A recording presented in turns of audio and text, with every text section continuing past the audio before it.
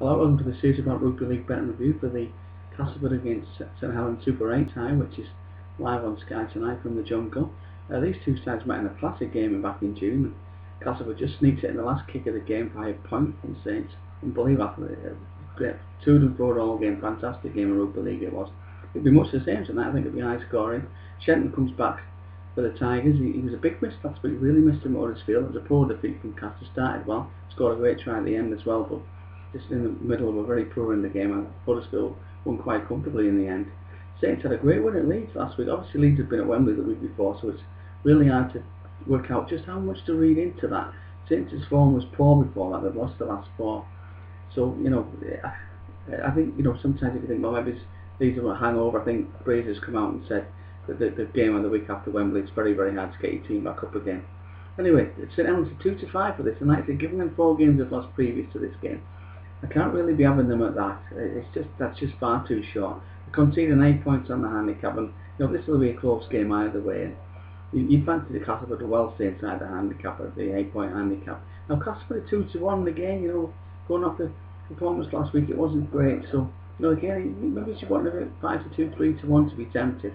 But one little bet that is a fair bit of value is about 6-1 for Castleford to win the game. Saints to score 20 points. Now, I think 3 of the last 4 Castleford have played in. Both teams have scored 20. Castleford haven't won them both, but both teams in the game have scored 20 points. And obviously, the classic game back in June, both these sides scored 20. I think it was 25, 24, I think Castleford won, but both sides scored over 20. So Castleford have to win the game. The Saints to score 20 points plus. Yeah, that's good value. Like it's about 6-1. That's decent. That's about where I'm looking in this one. Cast by 1 to 5 points. I don't really much in it, but I think that's the best value. I think there's no need to really look for winning margin when you can get some decent value like that. Now for first try scores, I think probably looking again towards Solomona. He scored the last try, a fantastic try last week, but I think if you get the first try this week, and maybe Saints it's a boring selection maybe, but Tommy Mikeson announced his return last week with a try to start. He could be where to look again today, so probably Solomona and Makerson would probably be where you're looking towards first try scores in this one. Finally, man of the match. Now, it's not often you get about 6-1 for Rugby. He controls the game for Saints. I know Walsh got it last week and he's the favourite today, and that's rightly so. But I think it could just be Rugby's turn. We know that Steve loves him. He hasn't talked to him much in recent weeks, so Saints are to win the game. You definitely have to think about Rugby controlling this game from dummy half, and he could just come up with a bubbly. And players coming back always do well on the man of the match stage, especially the team have lost the week before. I think Shenton will make all the difference to Cass tonight, and he's going to be a real live contender, about 16-1 for man of the match.